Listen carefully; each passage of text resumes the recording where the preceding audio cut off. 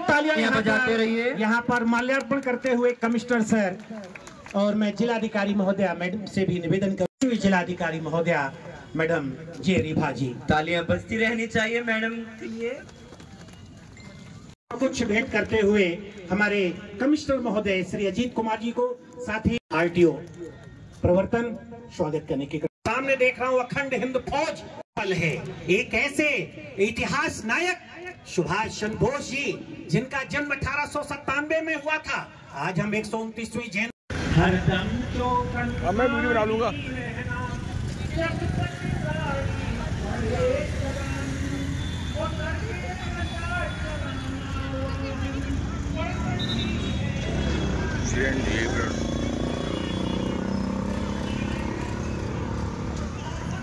Mister Rahul,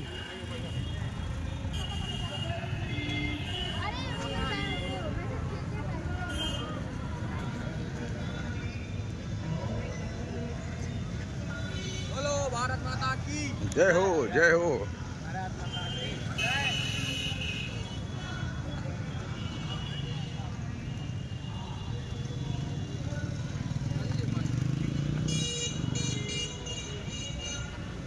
सारे school के बच्चे हैं।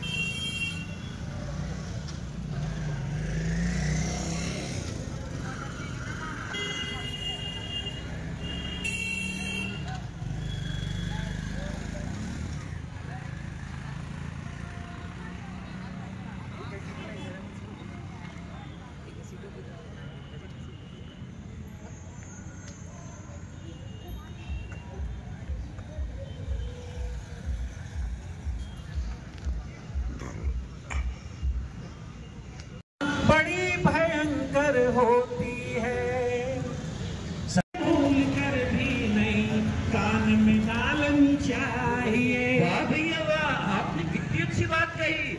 आजकल 75% लोग हेडफोन लगाए रहते हैं, ब्लूटूथ लगाए रहते हैं, तो गाने सुनते रहते हैं और पीछे से हॉर्न की आवाज उनको सुनाई नहीं पड़ती है, जिसके चक्कर में अपने बहुमूल्य जीवन को दुर्घटना में गवा देते हैं। तो इसीलिए सभी बच्चों से अनुरोध है कि जब गाड़ी चलाएं तो हेडफोन को अलग कर दें, कानों से सुने। यदि कोई दुर्घटना का शिकार हो गया है तो आप ये मत डरिए कि आप जो है पुलिस विवेचना के पचड़े में कहीं पड़ेंगे। आपका दायित्व है कि उस व्यक्ति को शीघ्र सहायता उपलब्ध कराएं और डॉक्टर की जो चिकित्सीय सुविधा है उसका लाभ उसको त्वरित मिले। कितनी अच्छी बात खड़े हुए हैं। प्लीज लाइन में एक दूसरे का हाथ मिलाकर करें, जिससे मानव श्रृंखला और आगे तक पूरी जा सके। सूर्य की रोशनी की तरफ चेहरा कर लें, जिससे आपका चेहरा बिल्कुल अच्छा आएगा। सभी बच्चे अपना जागरूक रखना है। दो पहिया वाहन न चलाना है, न किसी को चलाने देना है। हमेशा टोका टाकी करते रहना है, क्योंकि दो पहिया दुर्घटनाओं से होने वाली मृत्यु दर सर्वाधिक है। हमको इसको कमी लाना है और एक विकसित राष्ट्र बनाने हेतु हमको संकल्पित होना है। एक कितनी अच्छी बात। जयंती का ये वो पल आ गया हमारे बीच, हमारे तथा सुरक्षित यात्रा हेतु सदैव दो पहिया वाहन चलाते समय स्वयं व पीछे बैठे व्यक्ति को BAS मानक वाले हेलमेट अवश्य पहनाएंगे पहनाएंगे। चार पहिया वाहन चलाते समय हमेशा सीट बेल्ट लगाएंगे। लेन ड्राइविंग के नियमों का पालन करेंगे। तेज रफ्तार से वाहन नहीं चलाएंगे। गलत दिशा में वाहन नहीं चलाएंगे।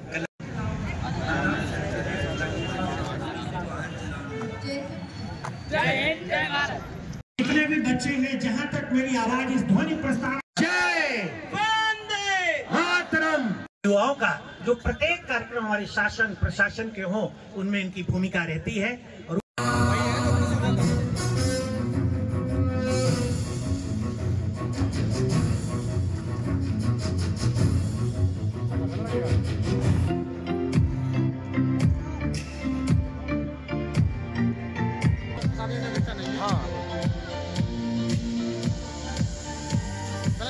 जंग में जाकर कुछ रहा।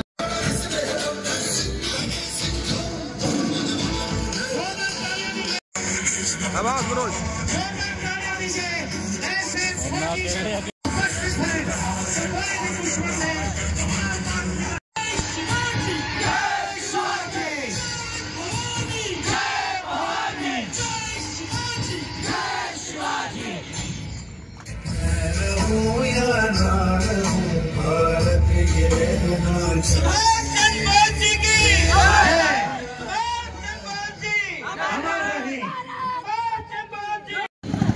आपके लिए स्पेशल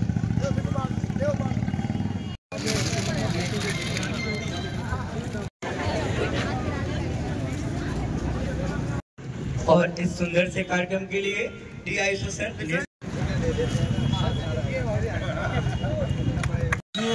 हमारे इतिहास नायक कहूँ, विश्व नायक कहूँ, सुभाष चंद्र बोस जी की जयंती के सुअवसर पर आज जिला प्रशासन बांदा तथा परिवहन विभाग के संयोजन से यहाँ पर लगभग 17,000 विभिन्न शिक्षण संस्थाओं के विद्यार्थियों ने शानदार तरीके से 10 किलोमीटर लंबी मानव श्रृंखला का निर्माण किया और साथ ही सड़क सुरक्षा शपथ ली।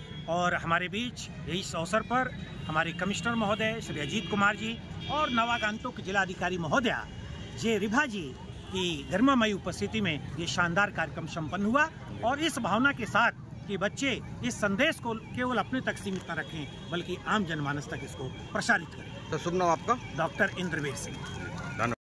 से निर्देश मिला है दैट एक ह्यूमन चेन फॉर्म करके उसी के अपने बारना में महाराणा प्रताप चौराहा मार्ग में उसी रोड में पूरा उन्होंने ह्यूमन चेन बनाया है। तो बेसिकली जो ट्रैफिक रूल्स है उसके बारे में बच्चों को अवेयरनेस देते हैं, वो अपना हेलमेट से प्रयोग करें और मतलब बाकी जो शराब इस सब से दूर रहे और जब रोड में जब जाते हैं बहुत ध्यान से जाए। इसके बारे में बच्चे को हम लोगों ने शपथ ग्रहण भी करा दिया और बच्चे को जागरूक भी किया।